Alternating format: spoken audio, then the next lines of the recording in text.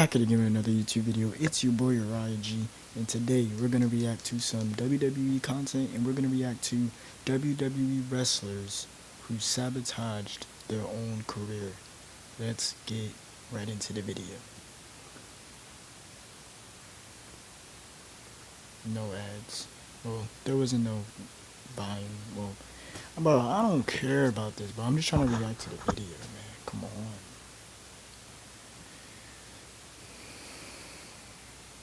Guess I just have to wait. Cause you know these advertisements and whatever.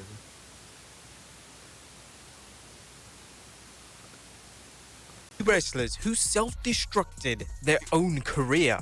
Be sure to subscribe and hit that notification bell on WrestleMania XL. Mr. Perfect, Kurt Hennig, a man that most considered a once-in-a-lifetime generational talent. Hennig had it all: looks, talent, and charisma. You can say that he was, well, perfect. The former Intercontinental Champion made waves during his second stint in WWE.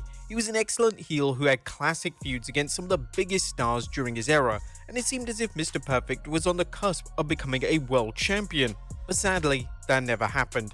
Many stars scratched their heads on how Kurt never won the WWE Championship. Some say that the company was too focused on having a... He was a good wrestler though. Rest in peace to him, I believe he passed away. He was a good wrestler. His son's Curtis Axel.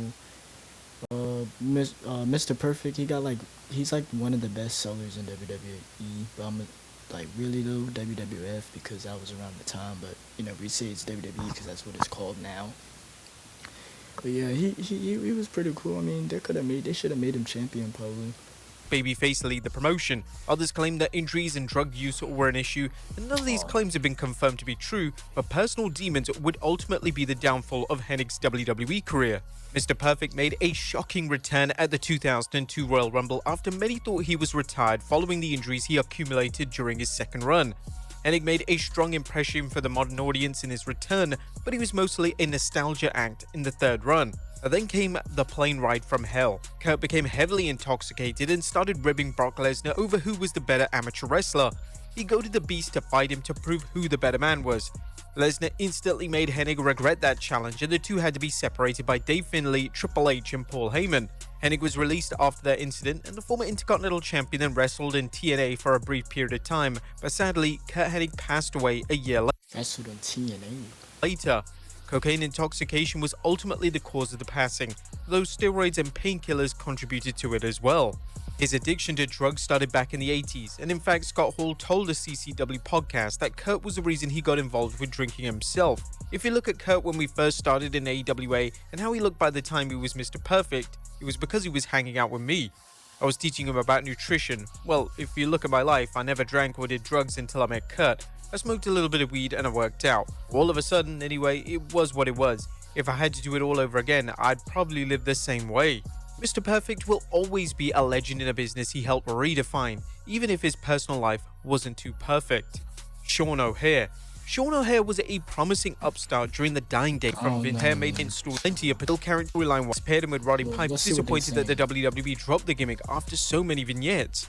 Vince paired him with Roddy Piper, but that didn't help O'Haire much. Once Piper was gone in 2003, O'Haire became a jobber. He was officially released on April 3, 2004, and on the surface it appeared that Piper's departure hampered O'Haire's career, but Chuck Palumbo gave some insight into his personal demons that held back Sean O'Haire. He was a bit on the wild side. He had some demons. I think his biggest struggle was navigating through the business. He was a pretty much straightforward guy, and he had no time for the BS that goes on in the business at times. You have to be patient, you have to bite your tongue, you have to be careful whose feet you step on. It's a very touchy business. Sadly, it didn't get better for O'Haire, though he had a short stint in New Japan Pro Wrestling and even had a match on Velocity. Because he looks like that guy that like dresses in the red and black outfit. I think he has like red and black hair. I think he was in ECW. I don't know if this is him. 2006, his wrestling career never recovered. He got into plenty of legal trouble stemming from assault, and he was allegedly dealing with substance abuse and depression. Unfortunately, he passed away on September 9, 2014. The former WWE star will always be recognized as a talented individual who could have been big in the WWE. Alberto Del Rio. Alberto Del Rio surprised everyone when he made his SmackDown debut on June 25, 2010. This was a former luchador who'd been under a mask for a good portion of his career, so he immediately caught everyone's attention with a strong gimmick that highlighted his charisma. It also helped that he was damn good in the ring. WWE pushed Alberto Del Rio strongly out of the gate. Yeah, like they definitely did push him because he had won titles, WWE champion, world champion. What was it? Has he won United States? I think he beat John Cena Open Challenge when he can return with Zeb Coulter at Hell in a Cell. I think that's what happened. And then yeah, he did ruin his career by what he did or whatever they say he did. Ruin his career. But he was a good wrestler. And his act was firing on all cylinders. It seemed that Vince had found his Hispanic star that he'd been looking for, but then Alberto Del Rio and Paige started dating. Now Del Rio was fired in 2014 due to slapping WWE social media manager Cody Barberi for making a racist joke. At least that's what Del Rio claims happened. Del Rio's gimmick had gotten stale by then and he was no longer the star that WWE hoped for.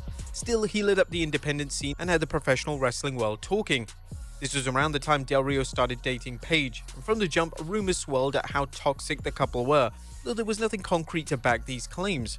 When Del Rio returned in 2015, it was an opportunity for him to remind WWE audiences of his sheer talent. But his relationship with Paige overshadowed his return.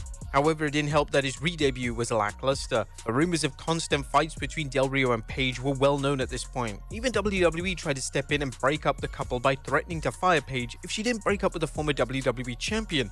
Del Rio was considered a negative presence in her life, and everyone turned on him because of how their bad relationship came across. Del Rio would leave the company in 2016, but the former WWE star was eventually blacklisted from most wrestling companies. He burned bridges with TNA Impact Wrestling due to his unprofessional behavior. His public spat with Paige in 2021 was put in a negative light, and Del Rio killed his WWE career poking fun at Triple H. While he still makes appearances here and there for AAA, his immature and unprofessional behavior is the reason no major company will ever work with him again. Teddy Hart. If you blink, then miss Billy Gray's been well distinct and hard, and she did his behind time in shit in missing tendency possession first warrant. He is no who took 3 days to paint and get best now hand. After being given a slap on the wrist for over a decade, Tammy was given 17.5 years in prison. It's a tragic end to a woman who was once beloved by millions, but she did it all to herself. China. China will always go down as one of the most influential women to step in a professional wrestling ring. She immediately made an impact by starting out in WWE as an enforcer, but in post-DX days would showcase how dynamic It's the piece to China. she was as a performer. Who could forget a fun romance angle with her and Eddie Guerrero? Her WWE run ended due to politics. The WWE superstars no strangers to linking up, so the relationship between China and Triple H wasn't a surprise. However, once became widely known that Triple H was cheating on China with Stephanie McMahon, the former Intercontinental Champion wasn't the same woman who started out in the company. There are various accounts as to why WWE fired her in 2002. Jim Ross noted that China had an attitude problem that stopped Vince from drawing upon a new contract. Whatever the case may be, China's wrestling career never recovered once she left the company. She stated that her life spiraled out of control from that point on, with substance abuse being the main problem. But the situation only got worse when she started an adult film career. Her final match was in TNA, teaming with Kurt Angle to take on Jeff Jarrett and Karen Jarrett. The match was well received, but rumors have it that management stopped using China due to her ties with adult films. Her drug issues were well known, as many noted her Howard Stern interview where she slurred her words, and being a cast member on Celebrity Rehab with Dr. Drew. For a while, it seemed that the former WWE star was trying to get her life back in order, but she tragically passed away in December 2016 due to an overdose. WWE finally put her in the Hall of Fame with D-Generation X in 2019, and hopefully the 9th Wonder of the World will also get a solo induction in the near future. Scott Hall. You'll be hard-pressed to say anything negative. Razor Ramon. You know I got the Razor Ramon hoodie on right now, man. Y'all see this? Scott Hall. Well, hold on. Yeah, right here, Y'all already know I'll be wearing it. Yeah, so, okay. Let's see what he did. I think it was with his alcohol problem or something. I don't know. He had something. He got something in trouble with the WWE about something. I don't remember what it was. Negative about Scott Hall as a performer. He made being bad so cool that kids everywhere were pushing old dudes into fountains and screaming, "You lost your mind, Chico." While Scott Hall was electrifying millions of people, he was also fighting personal demons deep down inside. There's no specific reason why Hall got into drinking or drugs, but rumors have it that it started. That's what I'm saying. See, that's part of the reason why, you know, he, I guess, got released or got in trouble with wrestling WWE. So. After he killed a man in a nightclub in 1983. Wait, Will what? also indicate Hold on, let me rewind it. personal demons deep down inside. There's no specific reason why Hall got into drinking or drugs, but rumors have it that it started after he killed a man in a nightclub in 1983. Hall also indicated I ain't never heard. I ain't know about that. that Mr. Hennig introduced him to the stuff when the two started hanging out together. Whatever the case may be, Hall's struggles with addiction became the crux of his career. However, unlike several names on this list, Hall was able to keep his addiction under wraps during the 80s and 90s. Given how much money Hall was making, that probably wasn't for the best. As the 2000s rolled out, his addiction became noticeable. The former Intercontinental Champion returned to WWE in 2002. It was an exciting time as the NWO brought chaos to the company, which should have resulted in huge business. But Hall's personal demons got the better of him. The plane ride from hell did him no favors as Hall reportedly became so intoxicated that he harassed two flight attendants, but that wasn't the demise for Scott. His substance abuse became worse and the WWE was forced to let him go a year later. He was then in and out of rehab throughout the years, and Stephanie McMahon even stated that they spent 7 figures trying to help him get sober. It seemed to work during his final years as the WWE used him for several appearances. So when Scott passed away on March 12, 2022, it was genuinely a shock to the entire wrestling fan base. Now, his passing wasn't specifically related to drug abuse, but Sean Waltman did reveal that Hall did relapse during the COVID-19 lockdown.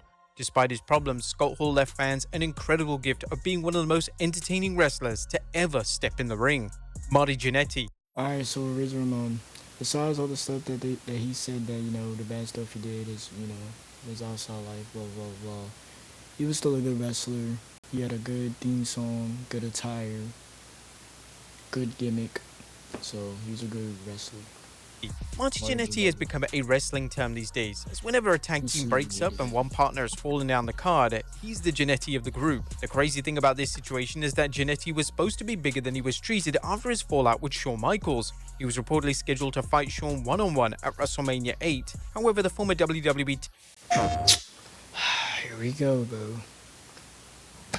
Freaking ad, man. I don't care right now. I'm trying to watch this. legal trouble washed those plans away. Michaels was no saint, but he was still able to perform when it was showtime. Jannetty's antics prevented him from doing so. The former WWE star got into a wild altercation with the police in '92, and he was charged with multiple offenses. This was the incident that He got into it with them? Come on. forced the company to release him for the second time.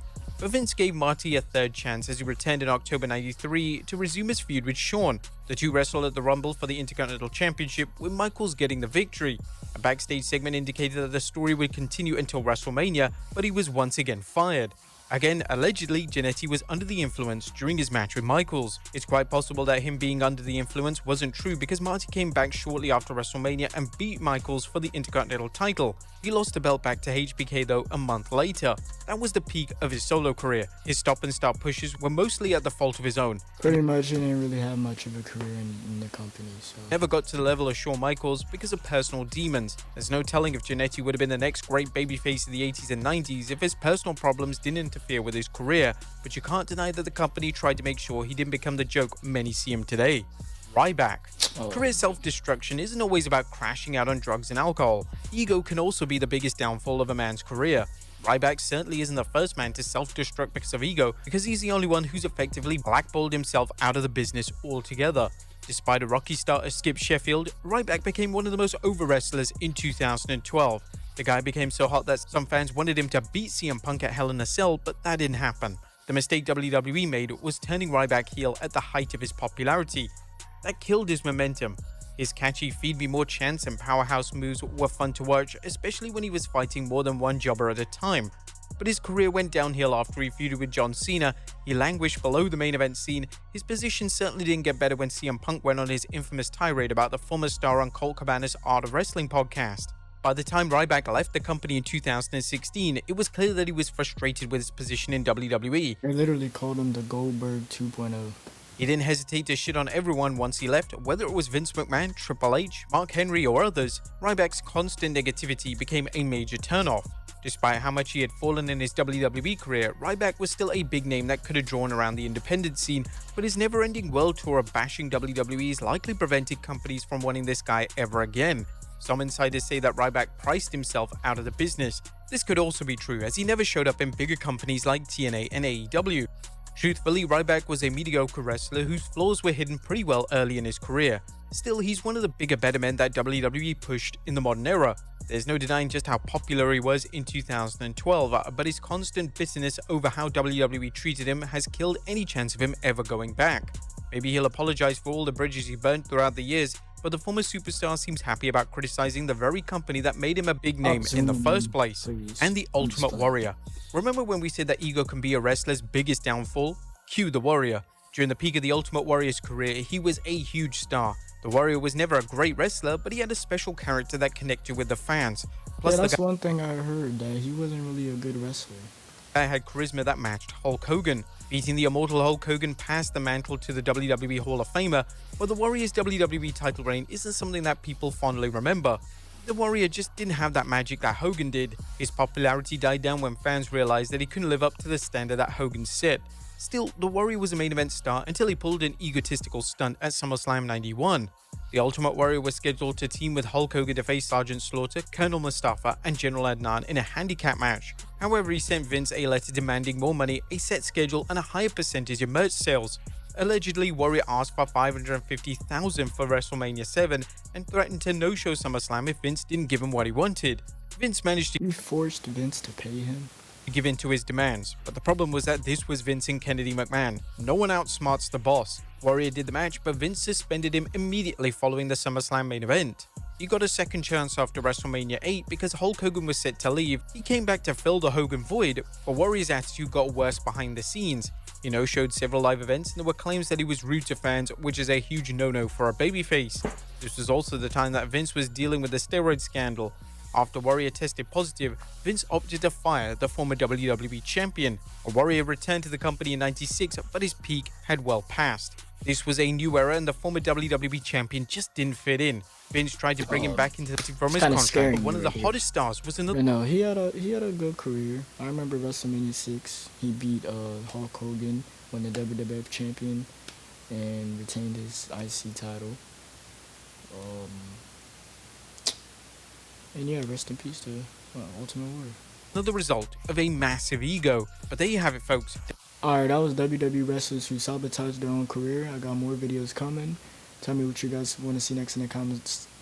Tell me what you guys want to see next in the comments down below. I'm talking too fast because I already know my outro, but I say it all the time to you guys.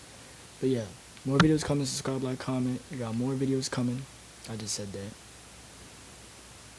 And yeah, Uriah out.